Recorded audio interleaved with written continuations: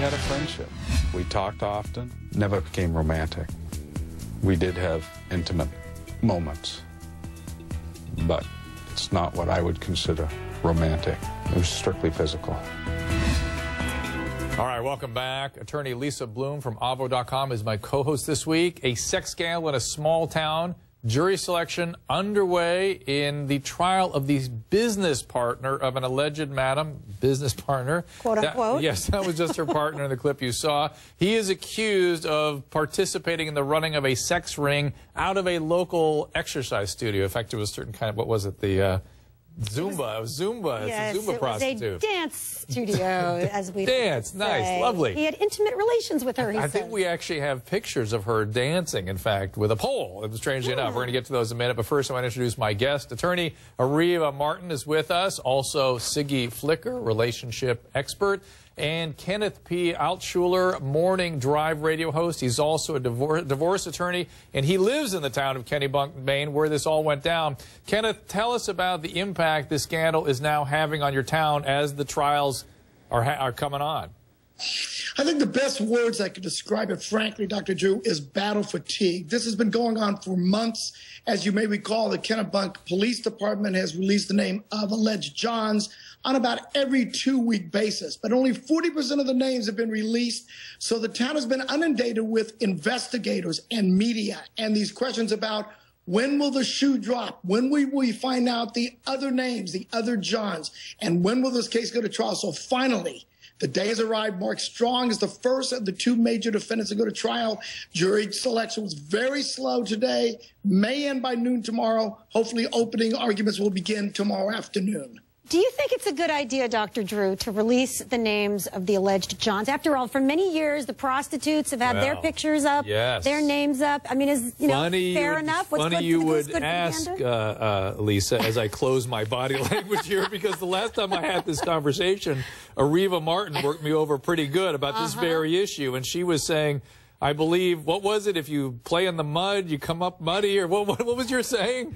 Well, if you lay down with dogs, you get up with fleas. Okay, right there, that's what it was. The answer to Lisa is absolutely. The names of the Johns should be released because, as we discussed before, the name of the alleged prostitute has been released. Her family's been impacted. We found out she has a daughter. Her daughter's been impacted. So why are we trying to protect the men?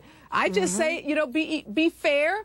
Have parity with respect to everyone involved in this trial. It takes 2 to tango, right? Well, 2 people are committing a crime here, consenting adults. Consenting adults. But let me go out to Kenneth. Aren't we sort of claiming the behavior? We're calling them guilty without there being evidence of guilt? I would say alleged. No, we're not, Dr. Drew. We're not calling them guilty at all. They have been arrested and charged with a crime, and in our criminal justice system, once you've been arrested and charged with a crime, your name can be made public. Just like that woman whose picture has been all over the news, there's no difference in the men involved in this case. And I'm glad, I am actually glad to see the names of those men being released and this story getting the attention that it's getting, because I think it has a different meaning, and it's really showing in our society how, we're so hard on women involved in prostitution, but we don't take the same attitude and don't have the same position when it comes to the men. It wouldn't be prostitutes without men paying for sex. I am persuaded. No, I am persuaded. We got you. No, you do. You have me, but it's uncomfortable that so many families are affected and people. But that's true. Anytime somebody's accused of a crime, and we talk you're about right. Kenneth, did you agree though? In the town, is this sort of a prevailing opinion? Actually, yes, we agree with Attorney Martin. These people have been summoned to court. They've been accused of committing a crime. That warrants the release of their names. And it's no different if it was a shoplifting case or an OUI. The names get released when summoned. And so I think it's proper. It's the procedure we have in Maine. It's illegal in Maine. Whether it should be or not, it is. And so long as it's illegal, if you're accused of a crime and Johns have committed a crime, allegedly, their name should be released. I think we have a call from Carol in Massachusetts. You're not too far away there. Carol, you had something to say? Yes, I do, Dr. Drew. We all know that these men would still be at it if they hadn't gotten caught. Ooh. So now they're all upset about their names out there. And yes. Well, too Yes, bad. I agree with her. They should have thought about Dr. that. Drew? Siggy, you're trying to ring in here. Please go right ahead. Yes, Dr. Drew, hi, yes. I'd like to say something. Please. My quote is, and I agree with Miss Martin, if it smells fishy, it usually is fishy. I mean, these men, and let's not say that they went to this dance studio. Dr. Drew, they went across the street, above a flower shop and above a hair salon, in the back door. These men knew exactly what they were doing, but why are we thinking about these men? We should be thinking about the children and the wives. And my advice to any men's names that haven't been released yet, to please man up and fess up to your family. If there was a hurricane coming to your town, you would get water bottles, you would get food, or you would get in your car and protect your family. This is a time for you men now to really act like men and fess up if your names are about to be released. I love it. And will this deter other men from going to prostitutes if they know their name and their picture might be on Dr. Drew tomorrow? No, and I'm not averse to this, but there is a Zumba prostitution hurricane coming. I've got to take a break. Next up, is a fair trial even possible in this small town where everyone seems to know everyone? And later on, she set these guys up. She purposely shot secret film of them, put them out on the internet, and she exposed them to the rest of the world. Really, she should be the one that's exposed. The guys should be very private in this. They shouldn't have their names out there. Now, these were women that were legal prostitutes in Nevada that were sort of giving their opinion about this whole story. Welcome back. My co-host this week, Lisa Bloom, Avo.com. As I said, those prostitutes were from the Bunny Ranch, commenting on the sex scandal in Maine. So, Ariva, I want to get back to the issue of whether or not a jury can be seated on this case. Will the jury be influenced by the prevailing winds in the community? Can people find an unbiased population where it's so small and everyone is exposed to this? That's a great question, Dr. Drew. And there have been lots of questions that have been raised by the defense attorney with respect to whether the publicity and the national and the local publicity has tainted the jury pool and whether they can find unbiased jurors that can sit with respect to the trial that's coming up. The motion was made to move the trial, but the judge said no. The trial is going to take place in the town where the acts allegedly occurred. We also saw this defense attorney try to get himself removed from the case. He says that the defendant doesn't have the money to go forward to fund the litigation, to fund the cost of defense for the case. And the judge also said, no, you're going to stay on this trial. So it's going to be some really interesting things happening because we have a lawyer who's saying he's not being paid, but he's being forced to stay on and defend the alleged co-conspirator with the Zumba instructor. And we have this same lawyer saying that he can't find unbiased jurors. So lots of interesting legal developments. Interesting. I actually have Gary M. Perlman now. He is the attorney for 10 of the alleged Johns. He also represents a high school hockey coach who had resigned in the wake of this scandal. Gary, what do you think of how this is all being handled and this whole conversation we've been having so far, in fact?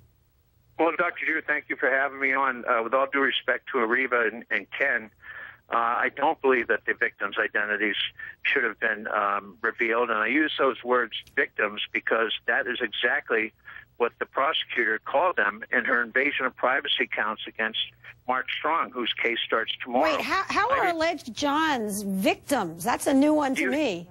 Well, it's great that you asked that. And the reason why is because Mr. Strong allegedly was filming these people, and they were charged with counts of invasion of privacy. And according to Maine statute 17 AMRSA 1176, as other victims of crimes, they're supposed to be shielded by the court. And in fact, 3 years ago, this same court up here, Justice Mills presided over the case of sexual registration cases where there were convicted gross sexual crimes that had been committed, and these people were shielded by the court because there were laws that... So what you're saying, if I could just jump in to explain this in English a little bit, you're saying that they were surreptitiously recorded, that these guys didn't know that they were being recorded, and that's what makes them a victim? Absolutely. Lisa was saying Reva, hold on a second. Lisa was saying... I didn't make that up. That's what the state... No, we got it. But Lisa, you were saying if they knew they were being recorded, they would have been protected by the First Amendment. Right. What's so fascinating to me, so if these guys knew they were going to a prostitute, but they didn't know know that they were being recorded, does that make them a victim? That's one question. No. And of course, if somebody intentionally makes a sex tape or pornography, then you're making prostitution. Then you're making pornography. You're making pornography. It's protected by the First Amendment, so even though if money exchanges, somebody's paying for sex and being paid to have sex. Wait, right? let's state this again so people at home can understand. So if somebody goes to a prostitute and they film it, it's now protected. Well, if you have sexual activity for the purpose of making a film, and money happens to exchange hands. Money changes hands. That's protected by the First Amendment. Wow. We have a huge pornography industry, right? Wow. So that's all protected by the First Amendment. Real quick, I've got less than a minute. The question I have for Gary is the fact that they might be a victim doesn't excuse them from being also a perpetrator. They also paid for sex. So they can be both victimized by the alleged invasion of privacy, but they also committed crimes. Ariva, I'm going to let Gary finish this. Go ahead, Gary. Go ahead, please finish. We couldn't hear you. They did not pay for sex. And in fact, Dawn Hill, whose first case that I'll be doing in March, you'll see, went for massages. And $150 for a massage in Kennebunk is not out of line. And that's exactly what he did. And he never paid anything more than $150. Was he sneaking in the back door and up a secret staircase for a massage? Exactly. You guys, I got a break here. It's very interesting material. These cases are going to play out. We'll see where it goes. Mr. Perlin, thank you for joining us. Families being torn apart. By this case, this is really a serious issue. We're going to take your calls on the case.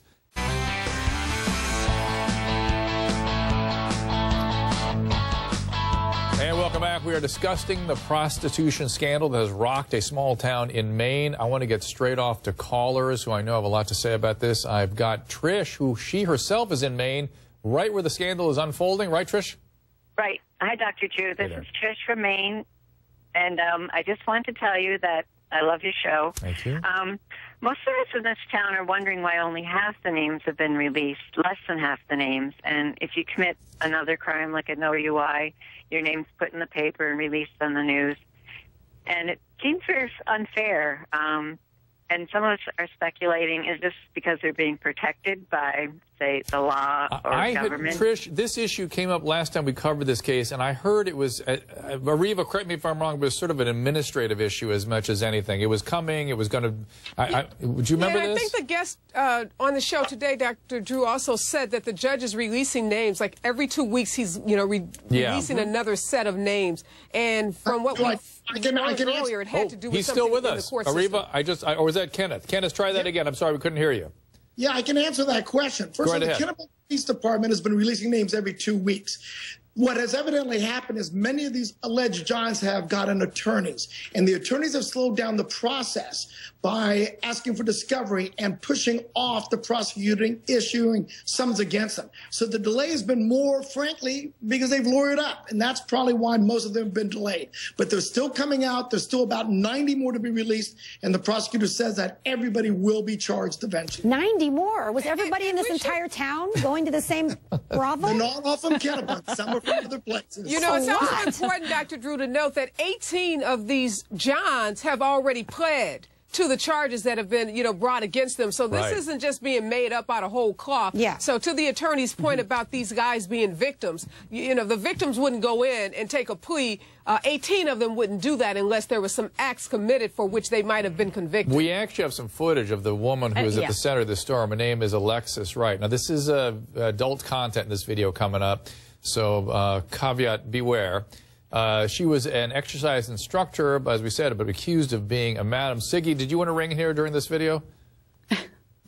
Well, I just wanted to say, not only do they have so much evidence and videotape, they also have over 150 screenshots that were seized from computers. So, and I love the thing that these men are claiming that they're victims. Meanwhile, it was not like a spa that you walked in and the receptionist said, "Hi, John Doe. Thank you for coming for your massage. Your therapist will be with you in 15 minutes. Instead, they got this kind of reception that we're looking at now. That should have been a tip-off. Correct. Right?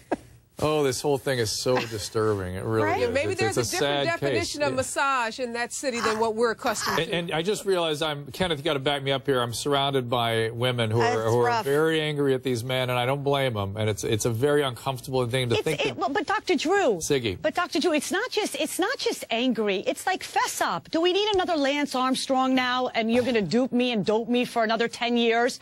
Fess up. You're caught. We've got pictures. We've got videotapes. It's like. Exactly. It's like there's children involved here. You want somebody tapping your child next week and say, hey, your dad's name is the next one on the list. That's what's so distressing to me. I'm distressed about my male compatriots' behavior, that they've done things that have destroyed families, that have torn a town apart. If you're going to take on your entire gender's wrongs, Dr. Drew, that's quite a lot, right?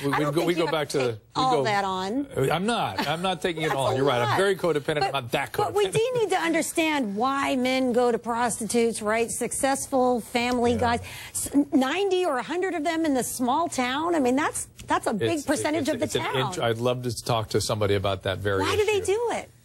Why do they do it? Kenneth, help me on this here. I just told I was uncomfortable with this story. Lisa goes right to the most uncomfortable question. Help me out, Ken.